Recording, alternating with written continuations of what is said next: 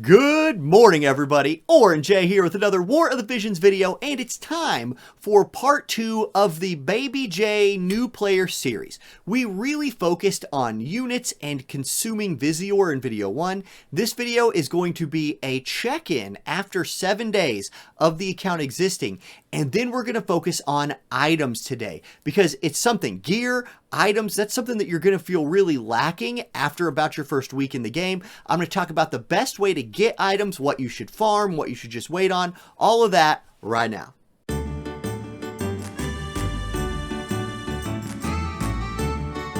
Okay, let's start this video off with a big thank you to the members on the YouTube channel and the patrons over on Patreon. Thank you guys for choosing to become members. It is awesome to receive that actual direct support.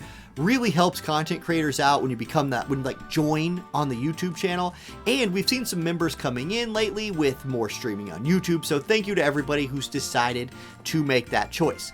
Okay, the first thing I want to talk about here is a 7-day check-in on my units, because if you watched part 1 of this series, it was all about spending visiore, getting your first units as a new account, and if you haven't seen that, I highly recommend watching this video series in order, so go check that out. Now, after 7 days, here's my units, and you can see we have made a ton of progress.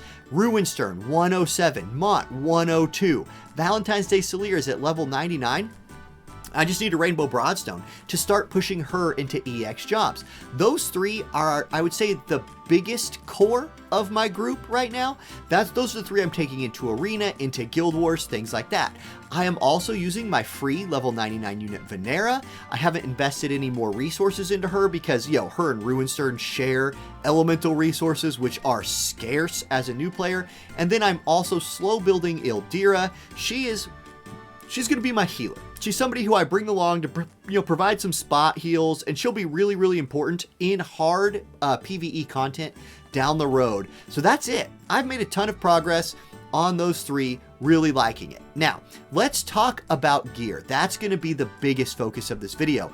And this place I want to start with the gear conversation is in the shops. In video number 1, I mentioned that I was probably going to stay away from the beginner's equipment shop. I'm going to double down on that here. I don't think the beginner's equipment shop is good for new players as far as value goes. Now, if you just spend money on the game and you just have a ton of free visiore, you want to buy this stuff, you do you. But remember, the focus of this series is a new player that's a very moderate spender, right? I've still only spent $15 on this account, and I'm not buying any of these. You get a +3 piece of gear for 1,000 visiore and some XL adamantite. You can farm adamantite in the game, so as a low spender, this is not something I think you want to use your visiore on. And a +3 for 1,000 visiore is not a very good value when you think about the fact you can get a +5 from the rotating shops. A +3. For context, a +3 is less than 1/4 of what you need to make a +5, which you can buy for 2,000 visiore. So for 1,000 viz, you are literally getting less than 25% of a fully completed +5 piece of gear. I'm just staying away. And instead of that, I just think you need to be a little bit patient with your gear. These rotating shops, like it was the Halloween festival shop, I bought 3 of the +5 pieces of gear in here. Spine Blade, great sword. I have a sword user in Mont. Platinum Mace, great mace. I'm working on Ildira. Smart Coat, an awesome piece of armor. I'm buying these up and I'm going to level them when I can farm the materials. This is the gear I think you should focus on the most. Also, if you can farm the current event, that is the easiest way to get gear and the most efficient way. Just farm the current event. However, right now, the current event is an Earth Spear. I have no spear users in my squad. I'm not worrying about it. I'm farming other things. Okay, next up, when you're talking about farming and leveling gear, I want to tell you the thing that I think you should farm almost always in this game if you just don't know what else to farm, and that is the secret book reward quest. Let's go look at it. This week, you have Spear, Fist, and Gun.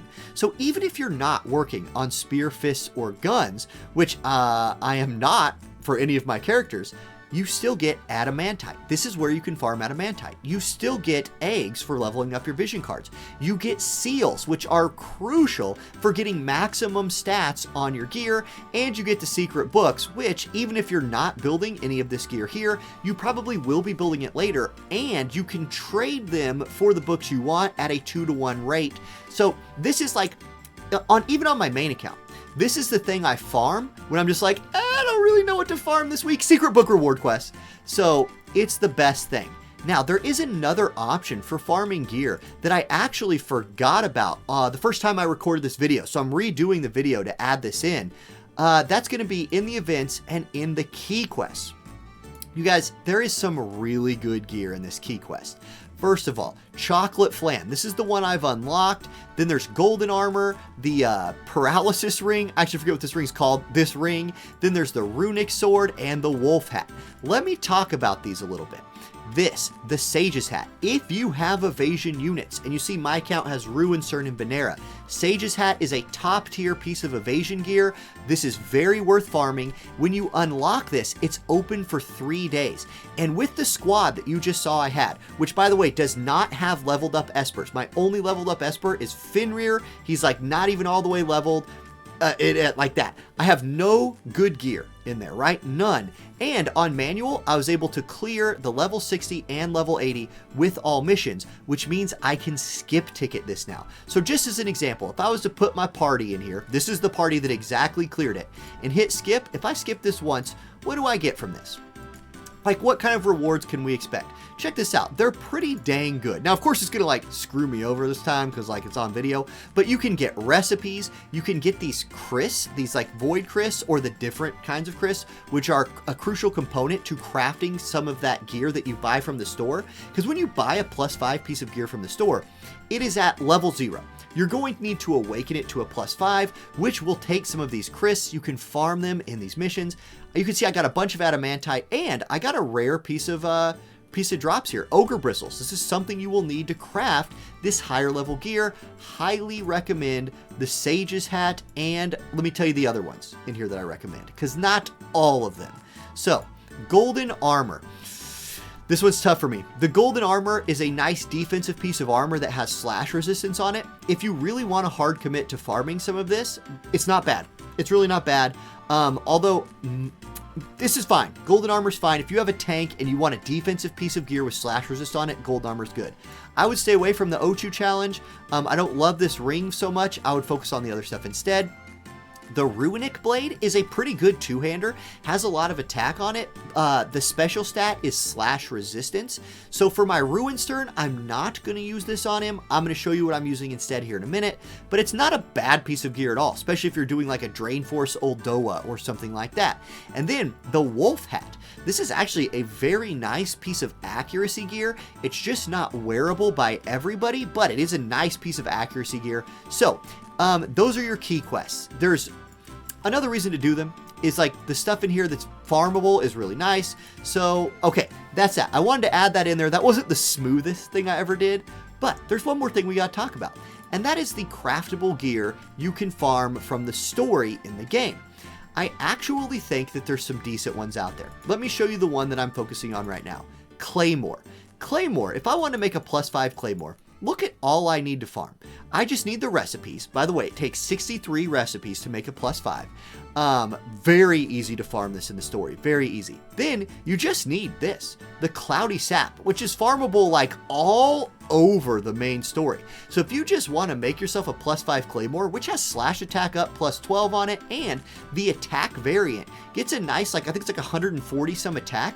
Once I get a +5 version of this, this will boost my Ruin Stern's damage a lot until a Golden Blade +5, which I think is the best sword for him right now, comes along in those rotating shops. So my plan, craft this rare piece of gear that's very, very cheap to craft. Like, I know it says you need XL adamantite. You do not. You can use all of this other adamantite in replacement for that. So don't worry about that.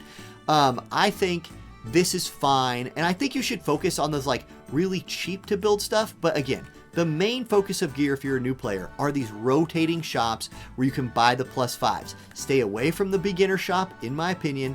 Wait for these shops to come around where you can buy the +5, or farm the stuff in the far plane And there you go. That's my like little item guide for new players. That's how I'm going to do it on this account. So I hope that was useful for anybody else out there going through the same struggles that the Baby J account is going through right now.